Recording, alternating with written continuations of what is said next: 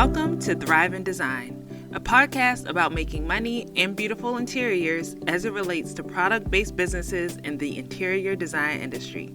Each week, we'll discuss innovative strategies on how to approach product development and design sales in a shifting market. I'm your host, Nicole Lashae Ben.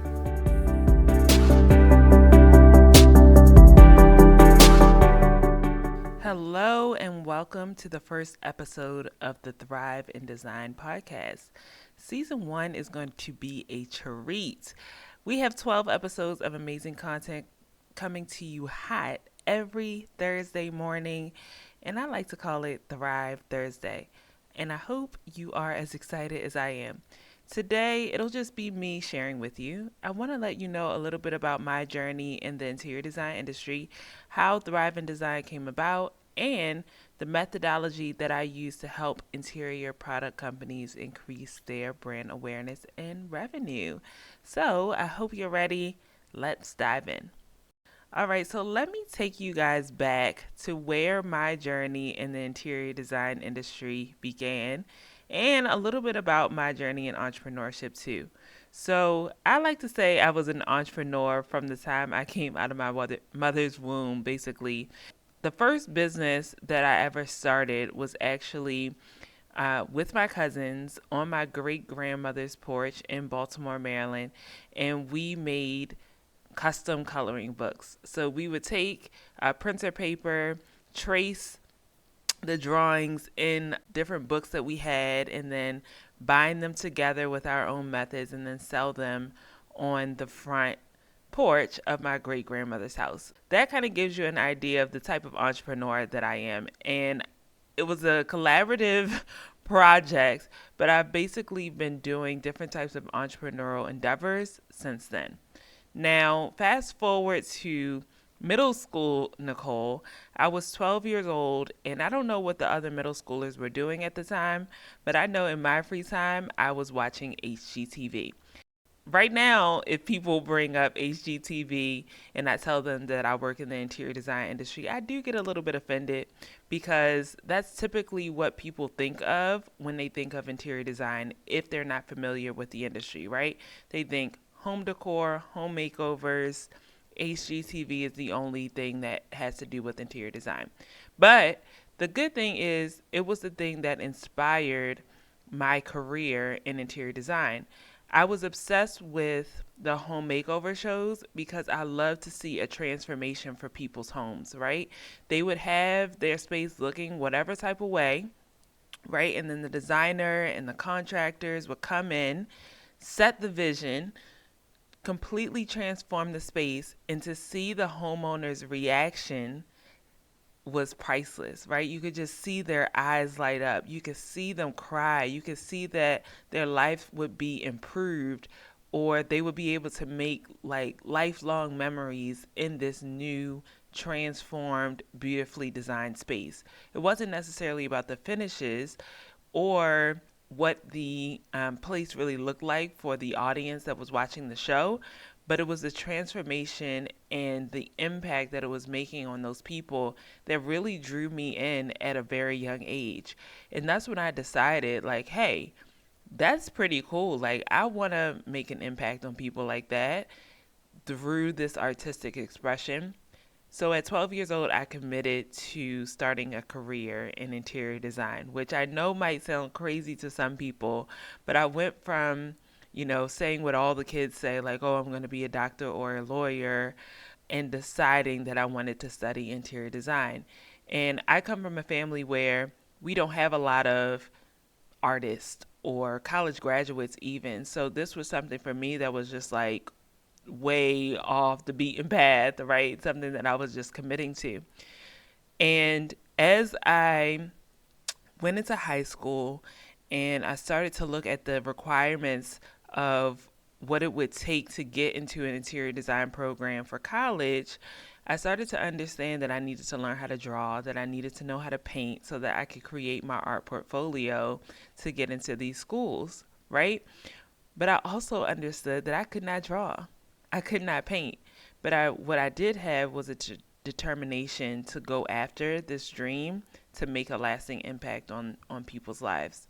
So I figured it all out. I took all the classes, the art classes that I could take, and created my portfolio. Got accepted to 6 out of the 8 colleges that I applied for, and ended up going to pursue my Bachelor of Fine Arts in Interior Design at Syracuse University. Go Orange for the people that are listening.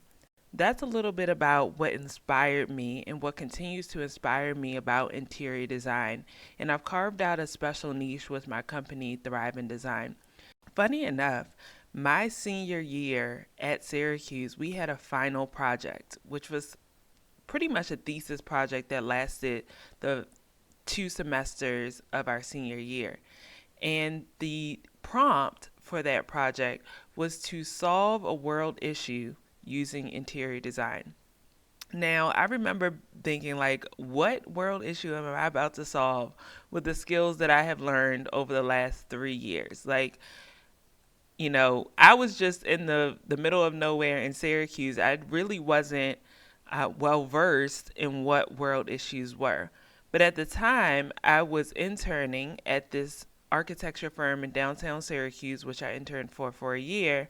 And what I understood in my realm that a problem was generational gaps in the workplace. I was the youngest at my internship, right? I was about, 21 years old at the time. And everybody else at the firm was either maybe 10 years older than me or more. I understood the design process, but what I didn't understand was why was there such a disconnect between myself and the next generation, or the next generation and the generation after that.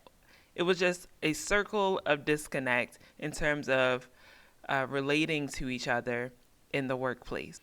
My 21-year-old self said, this is the world issue that I'm going to tackle with interior design, which doesn't seem like it would have a connection, right? But what I understood about the design process, right, and understanding the design process is that you put people at the center. So when I went on to tackle this, I thought, okay, if I was designing an interior space, I would want to understand how people are going to move through the space, how people are going to use the space, how they're going to interact in the space. So I took that same concept and applied it to understanding generational gaps in the workplace. How are people relating to each other? What problems are arising, or what are their pain points when I see them relating to each other? And then when I'm identifying those pain points, how can I ideate different solutions to, come to my final design, or my final solution, for that matter, for lack of a better term, right?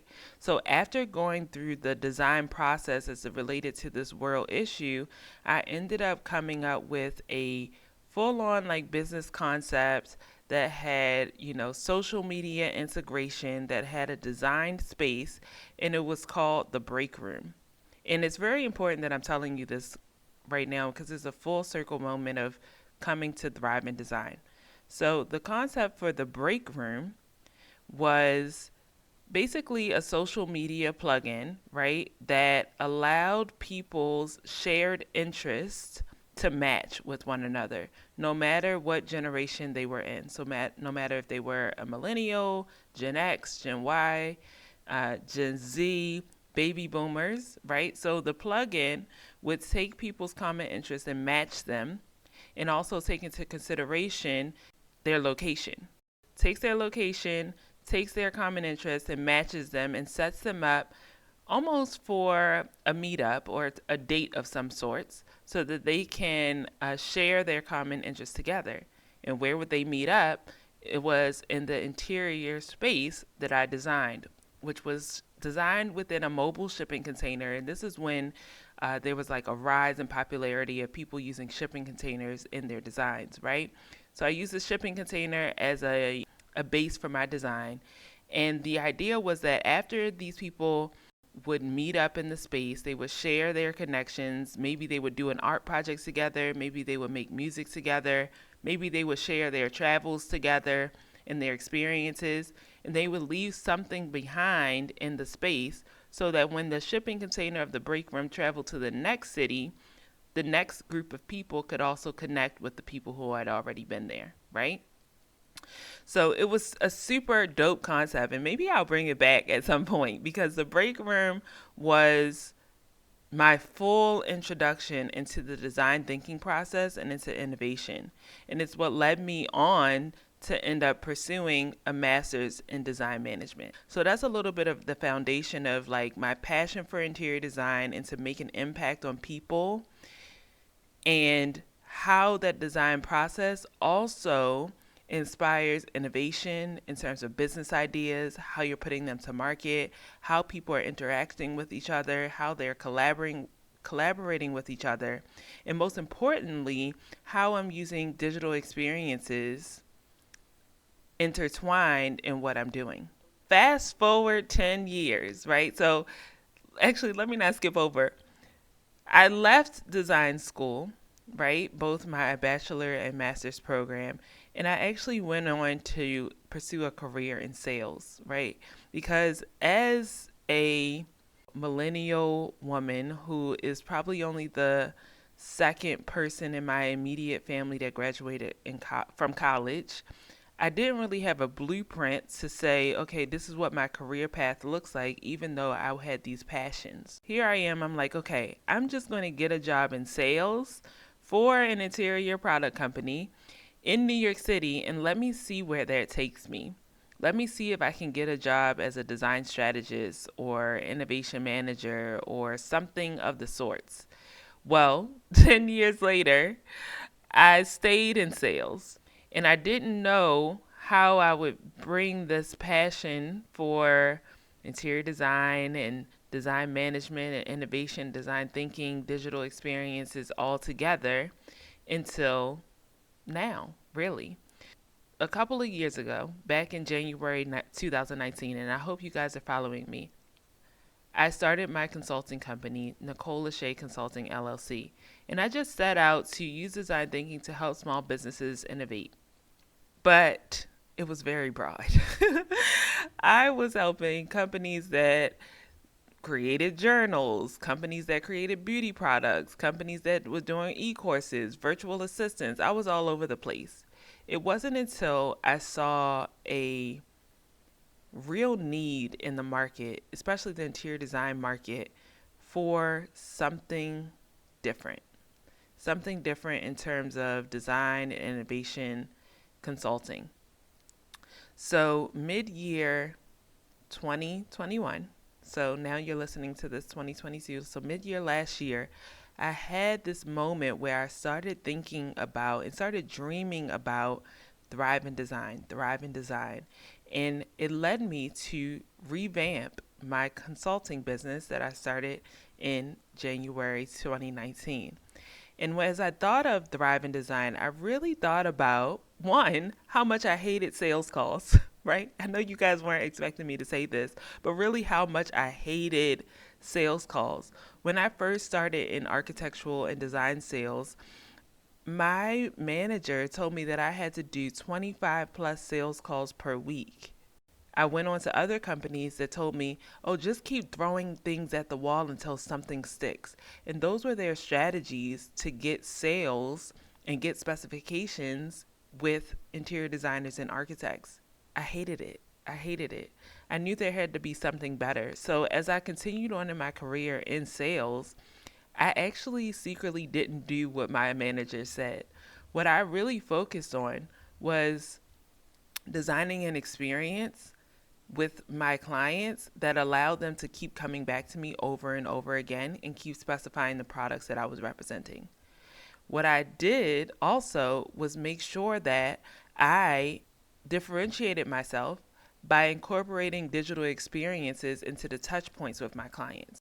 My managers didn't even know what I was doing. They knew that I was hitting my sales goals and exceeding my sales goals, but they were like, "Oh, Nicole, keep doing what you're doing." How many of you have told your staff that, but you don't even know exactly what they're doing that's working? When I decided to revamp my consulting business as Thrive in Design, I saw what I had experienced, right, in my career, in my 10 plus year career in design sales. I also saw companies panicking when market disruption hit in 2019 to connect with their client base without in-person interaction. Like, they were scrambling. And I saw them being 15% off budget or more and trying to figure out how are we going to bounce back, because our strategies were not set up for us to face market disruption. They were set up for us to keep doing what we're doing, but we didn't know what was working of what we were doing. So that's where I came in. I decided to revamp my consulting business and position Thrive in Design in a way that helps interior product companies increase their brand awareness and increase their revenue, but also tune into a designer's experience with their brand, revamp that experience, and also include digital touch points in that experience, right, with their brands and their product, so that they can continue to thrive, continue to increase their brand awareness, continue to increase their revenue, and also be innovators, like stand out. As I'm mapping out the processes and the journey, the customer journey that a designer has with an interior product company. So say we were working together, right? As we're mapping this out, I typically like to use my proprietary method, which I call ACE the Journey. So when you hear ACE the Journey, I want you to think of one, a customer journey with your brand. Within design thinking, there's a tool called a customer journey map, right? And it allows you to map out a customer's journey with your brand from the time that they hear about your brand until the time they make a purchase, until, they have interaction with your brand, even after the purchase, right? So that's that journey. And when you think of the word ACE, you think, oh man, you want to ace something, right? Think of like back to grade school, you want to ace a test. That's getting the best grade possible on your test. So I put together those two things and say you want to ace the journey, as in the customer journey, as in the designer's journey with your brand, so that they can keep coming back to you, so that they can keep speccing your products, and you can continuously grow your revenue even in the face of market disruption. And the word ACE is actually an acronym that I'll be talking more about here on this podcast and in my live training that I host for interior product company leaders. But I'm just going to give you a preview, a little taste of what ACE stands for today. ACE, like I said, is an acronym. A is for appearing, C is for consulting, and E is for executing. A is for appearing. So that talks about the first part of a customer journey or a designer's journey with your brand. How are you appearing in the market, or how is your company appearing in the market? So this is the first touch point. When a designer first finds out about your brand, first of all, how are they finding out about it? And when they do find out about it, what are the touch points and what are they finding, right, in terms of your brand story, your branding, your product information, the quality of your products, right? So that's how you're appearing in the market. And then the second portion, you got them hooked after they came into that first touch point with you. How are you consulting designers? A lot of times, I'll see companies not have a real strategy once they, get a designer hooked into their product. They'll just be like, okay, we're having all these product launches throughout the year. We need to get all of our sampling in the designer's library, or maybe now in their home libraries. We need to do as many product presentations as we can and hope that they choose our products for the designs that they're currently working on, right?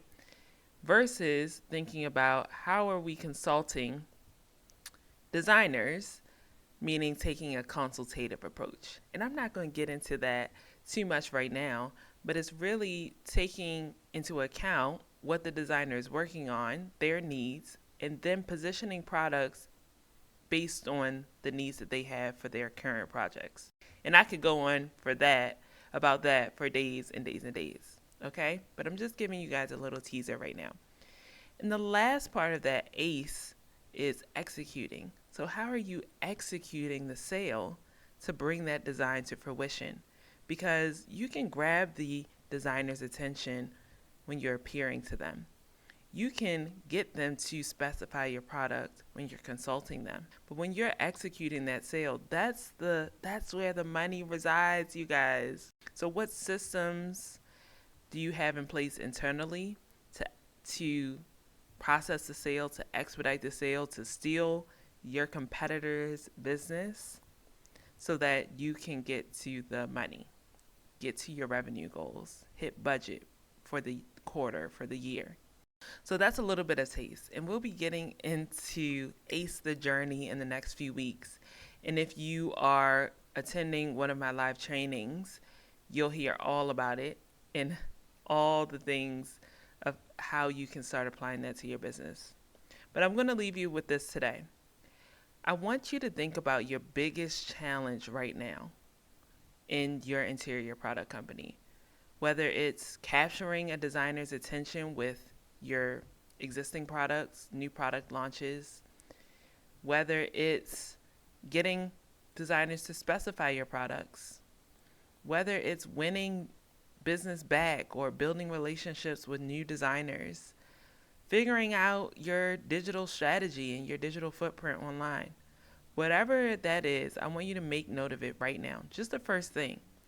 And when you think of it, I want you to go over to LinkedIn and message me. And I want you to start the conversation with me. And I want to help you start tackling that problem. All right? So that's all for now. I hope you enjoyed this first episode of the Thrive in Design podcast. And I will talk to you soon. Thanks for joining us this week on Thrive in Design. Be sure to follow us on Instagram at Thrive in Design. And for more strategies on how your product company can innovate in the interior design industry, head to training.thriveindesign.co. As always, subscribe to the show to catch every new episode and leave us a review so we can continue to create captivating content. See you next week.